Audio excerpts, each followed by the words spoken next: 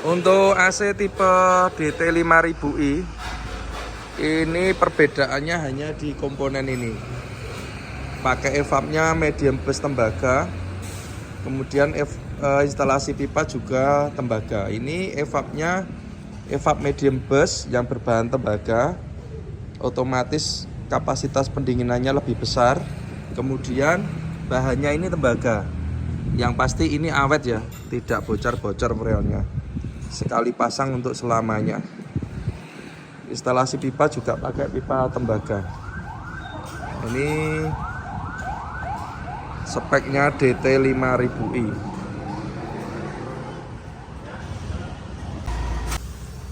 Nah, ini untuk AC DT 4000i dan 5000i itu kita punya keunggulan AC yang mudah dalam perawatan. Dalam artian apa? Untuk perawatan ringan ya. Jadi untuk evapnya ini bisa kita cuci sendiri, dikerjakan sendiri, tidak perlu ke bengkel AC, tidak perlu nurun ke evap yang begitu besar, dan juga tidak perlu buang freon. Jadi ya kondisi seperti ini langsung bisa kita cuci. Ini kita meniru ya kayak AC bis ya. AC bis itu kalau nyuci kan tinggal buka atas langsung disemprot. Begitu juga dengan DT 4000i dan 5000i. Ini kalau nyuci kita nggak perlu buang freon. Jadi kita buka dumnya aja, udah kelihatan evapnya. Nah ini bisa langsung kita cuci. Coba kita praktekkan. Nah ini untuk pencucian AC, cukup kita buka dumnya aja, tidak perlu diturun ke, bisa langsung kita semprot. Cuma ini sebaiknya ini dilapisi plastik ya, supaya nggak kena jok. Tapi karena ini hanya untuk mempraktekkan aja, cuma sebentar aja. Ya mas, coba cuci. Nah seperti ini. Jadi ini bisa kita semprot langsung, tidak perlu buang freon atau nurun ke evap ya. Sudah cukup. Dan untuk selang airnya, buangannya ini sudah kita siapkan. Jadi kalau kita cuci, airnya ini keluarnya di sini.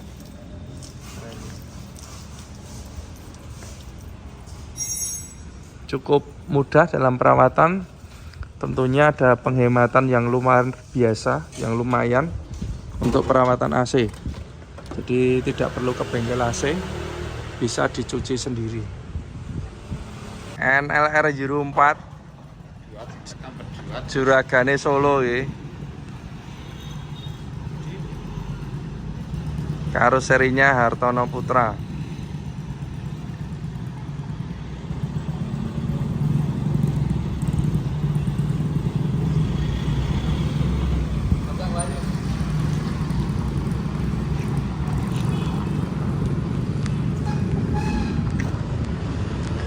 Siap ngosak AC dunia pariwisata Solo Raya. Sit 2, ini 21 apa 22 ya?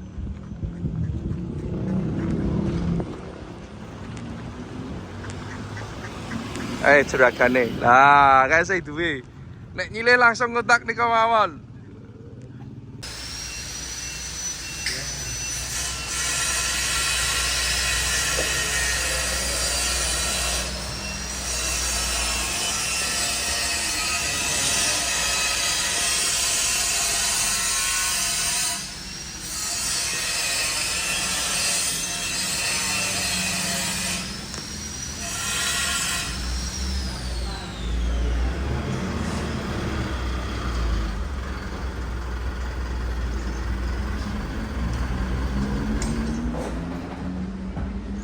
Halo guys, selamat siang. Kali ini kami ada beberapa unit pemasangan AC baru. Ini ada NLR Euro 4 unit baru Bogatran. Ini dari Bogor. AC-nya nanti pakai DT 5000i.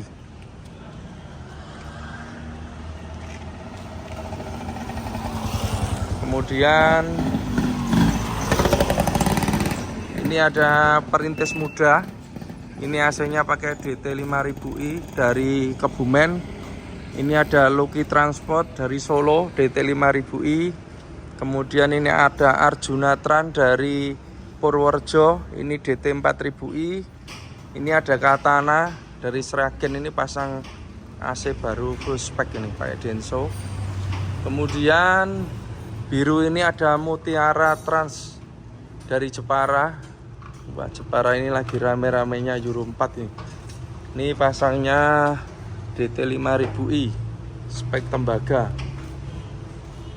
Ini pipanya nanti pipa tembaga, foilnya juga tembaga punyanya BIS.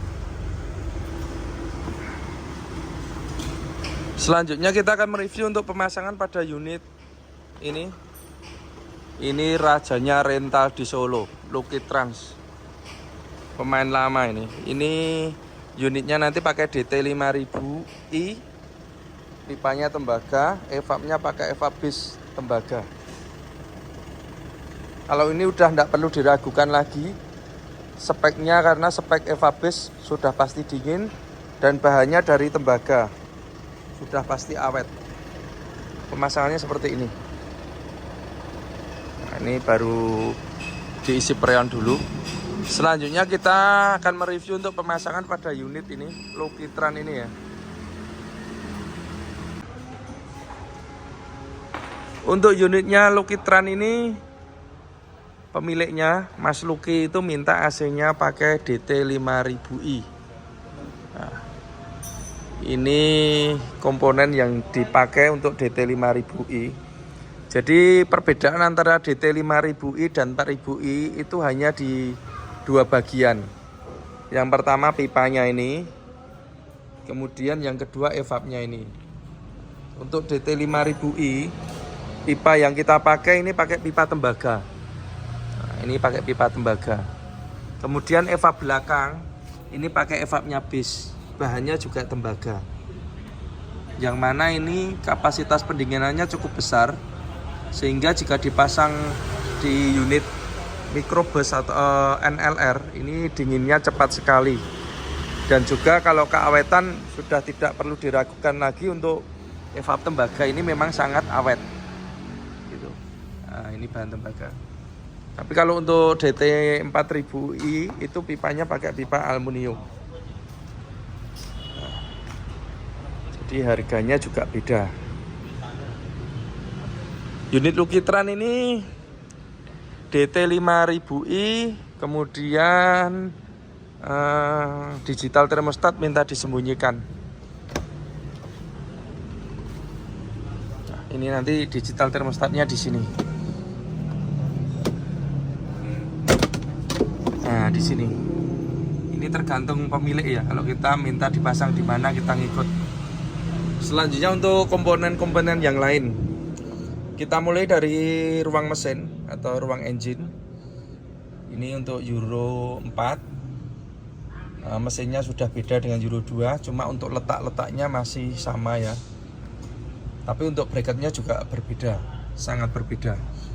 Kompresor yang kita pakai untuk giga ini kita pakai Denso orisinil AS20. Jadi kalau giga sebaiknya pakai AS20 ya, jangan yang 17, supaya dinginnya bagus. Kemudian valve-nya ini kita pakai valve kuningan. Ini juga bagus, ini orisinil Jepang.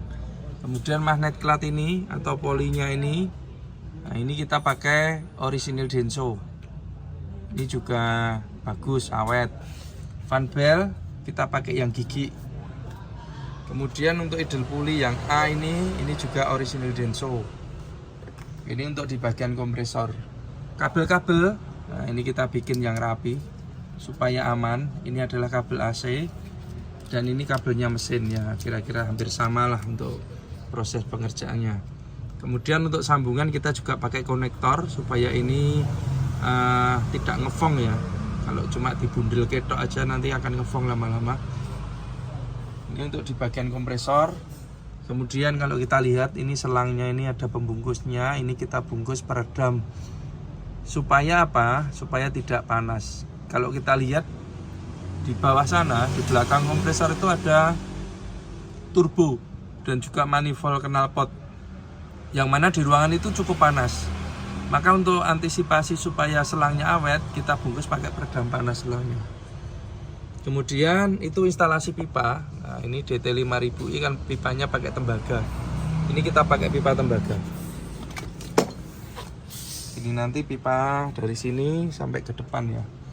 Kemudian untuk alternator, jadi untuk NLR Euro 4 ini kelistrikannya 24 volt dan untuk AC 12 volt, maka kita tambahkan satu alternator di sini.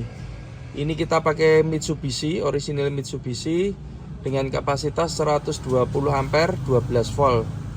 Yang mana sudah cukup untuk AC DT 5000i.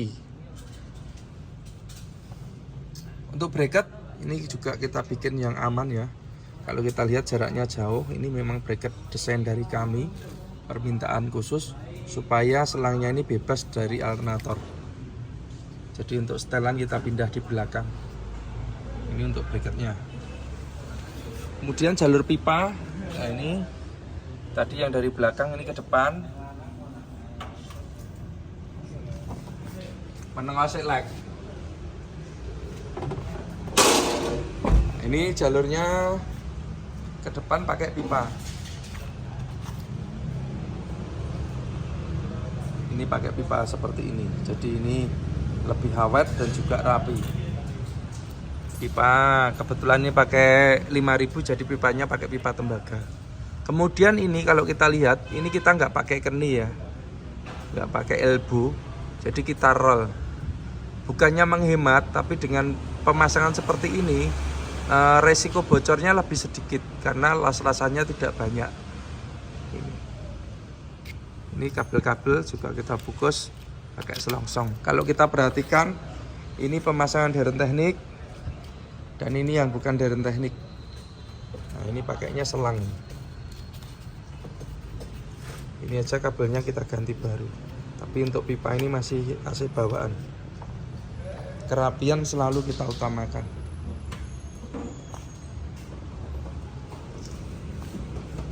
Selanjutnya untuk evap depan. Evap depan ini kita pakai orisinilnya Denso. Ekspansi orisinil. Kemudian untuk kelistrikan, nah ini yang terbaru dari kami untuk unit NLR atau Elf Euro 4. Pengecekan sekring sangat mudah, tinggal kita lihat dari bawah aja sini. Nah, sudah kelihatan ini sekringnya, relaynya sudah kita kasih petunjuk, jadi tidak perlu bongkar-bongkar di dashboard sini, cukup kita lihat dari sini aja. Itu untuk pengecekan. Kemudian untuk kondensor, kalau kita lihat Adi Putro ini, untuk karoseri Hartono Putra, ini penempatan kondensor yang terbaru ini berada di samping kiri, kemudian di tengah. Kalau dulu itu di sini, nah ini sekarang dipakai untuk bagasi, kondensor dipasang di tengah ini.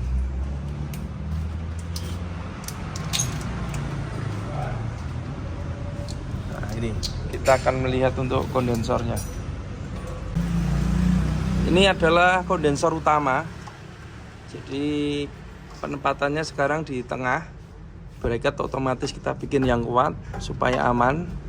Kondensornya pakai tipe multiflow. Kemudian kita padukan dengan extra fan high speed. Ini ngolong dulu ini. Moga-moga perutnya mentok. Nah ini, jadi kondensor utama ini kondensornya besar, kapasitasnya besar. Kita padukan dengan extra fan yang bagus juga. Ini extra fan high speed. Kalau untuk kecepatan atau RPM nya sudah tidak perlu diragukan lagi, ini cukup kencang. Namun untuk kelistrikan kita bikin 2 speed, jadi ini bisa pelan, bisa kencang, seperti dengan BS komuter atau AC bus ya. Tujuannya apa? Tujuannya supaya masa pakai extra fan ini lebih lama. Itu yang pertama. Yang kedua, pada saat dia posisi low, beban ke alternator itu ringan. Otomatis beban ke mesin juga ringan, dan itu juga berpengaruh terhadap BBM ya. Jadi ini bisa 2 speed, bisa kencang, bisa pelan, tergantung dari tekanan pada freon yang juga dipengaruhi oleh suhu udara luar. Jadi kalau misalnya posisi siang terik, kipas ini bisa kencang sendiri, bisa pelan sendiri gitu. Mungkin kalau pagi atau musim hujan dia pelan aja karena nggak perlu untuk kenceng ya. Dan ini bekerja dengan otomatis. Selanjutnya pipa-pipa kalau kita lihat, nah pemasangannya seperti ini. Kita bikin serapi mungkin untuk pipa-pipanya. Nah, ini. Kemudian untuk filter dryer, ini kita pakai filter dryernya medium burst. Kalau kita lihat ini sangat panjang dryernya. Ini berbahan aluminium. Keuntungannya pakai ini, di samping awet AC-nya juga dingin. Ini kalau kita lihat jalurnya yang ke depan untuk pipa, kita bikin serapi mungkin.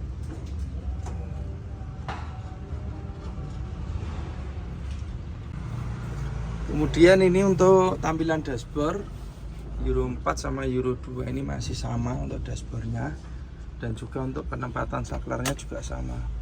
Ini kontrol voltase untuk mengetahui voltase pada aki AC. Kemudian ini saklar utama, lampu kontrol pengisian, saklar AC belakang. Jadi kalau kita kontak pertama, nah, ini voltasenya aki. Kemudian ini kontrol lampu, ini harus menyala. Tak urip bisa nying. Jadi kalau kita start,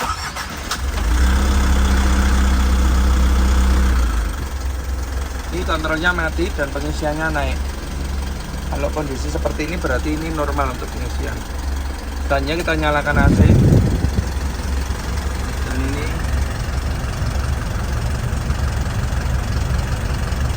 ini memang ditaruh di sini supaya lebih aman permintaan pemilik ya. Kita ngikut aja permintaan pemilik.